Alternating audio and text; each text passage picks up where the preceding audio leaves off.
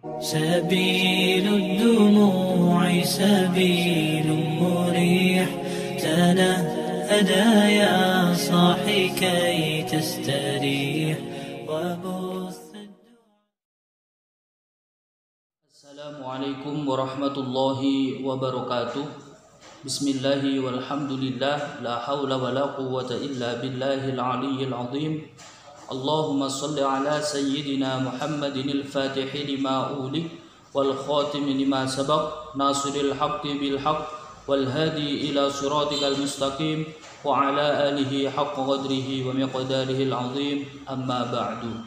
Adi Purwanto Official, mari kita sama-sama dukung channel ini dengan cara mensubscribe, like, dan komen agar supaya saya bisa memberikan informasi-informasi dan update-update terbaru mengenai seputar tentang keislaman yang ada di sekitar kita. Semoga kita selalu mendapat lindungan, ma'unah, hidayah dari Allah Subhanahu wa taala. Amin ya rabbal alamin. Sahabat Adi Purwanto Official, pada pembahasan kali ini saya akan mereaksi sebuah video yang mana dipertontonkan kepada kita semua, publik mengetahui semua ini, yakni ada seorang oknum pendeta.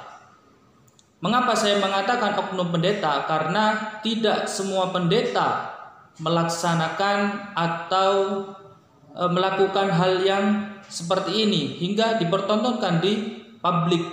Apa yang dilakukan oleh oknum pendeta ini? Kan ada. Apakah Yesus Kristus itu mengajarkan hal yang demikian? Lalu panjang lebar, mari kita simak video berikut ini.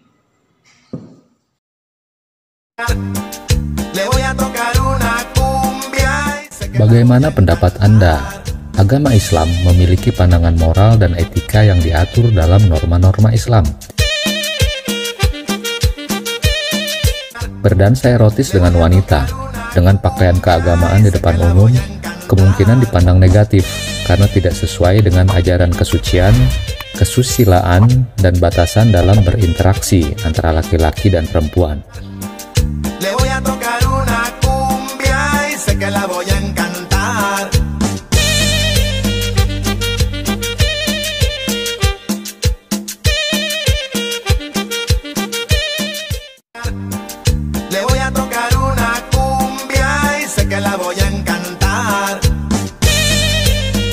Bagaimana pendapat Anda?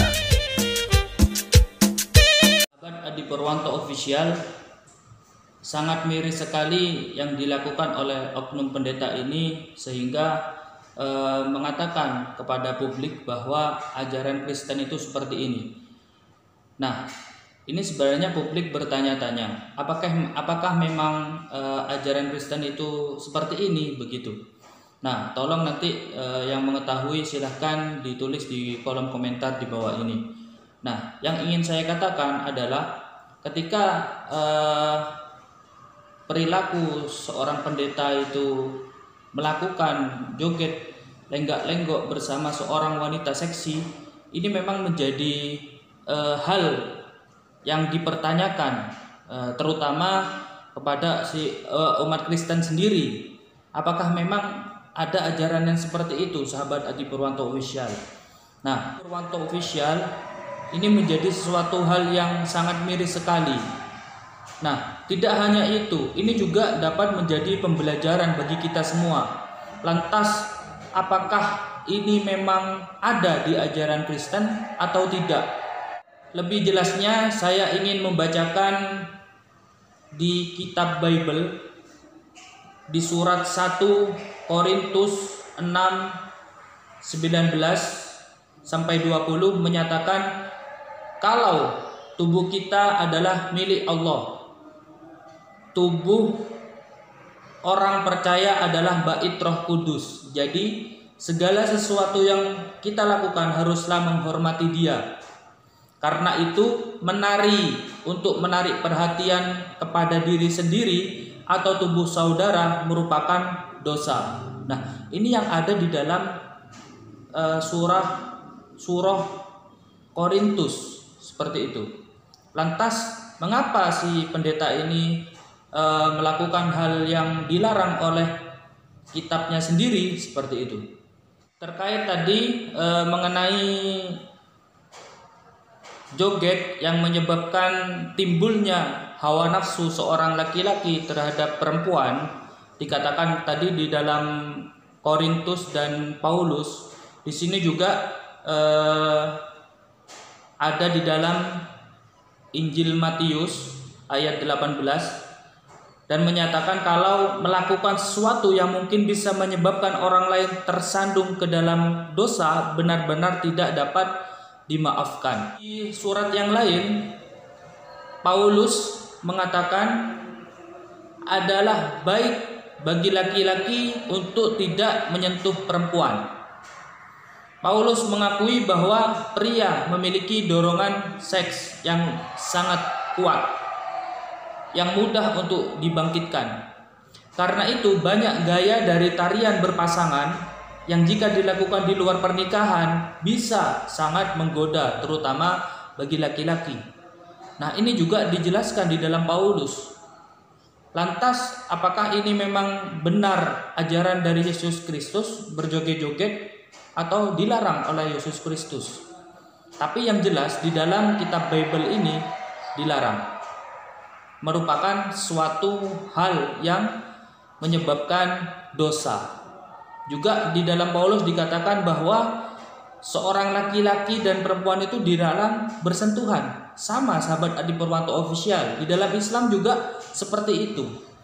Jadi seorang laki-laki dan perempuan yang bukan muhrim itu dilarang bersentuhan. Di dalam Al-Quran dijelaskan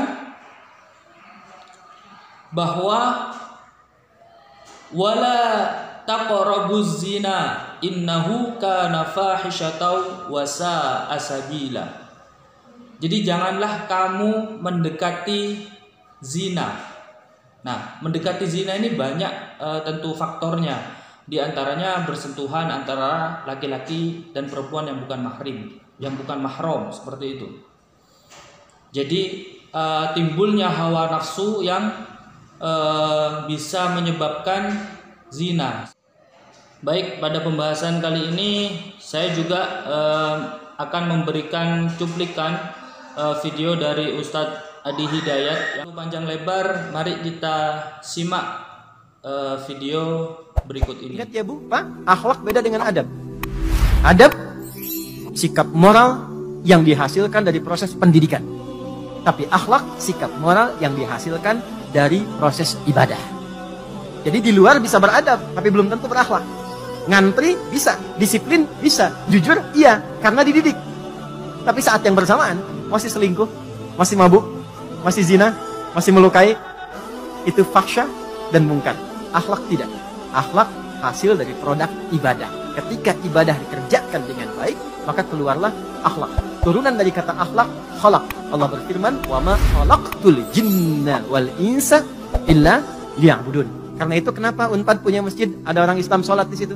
Keluar dari sholat, innas sholata tanha 'anil fahsya wal munkar. Dia punya akhlak. Maaf sekali, sedikit saja. Fahsya itu keburukan yang bersumber dari syahwat. Pornografi, zina. Saya sampaikan pada kesempatan kali ini, semoga bermanfaat dan menambah wawasan bagi kita semua. Wa akhiran wal afu minni. Assalamualaikum warahmatullahi wabarakatuh.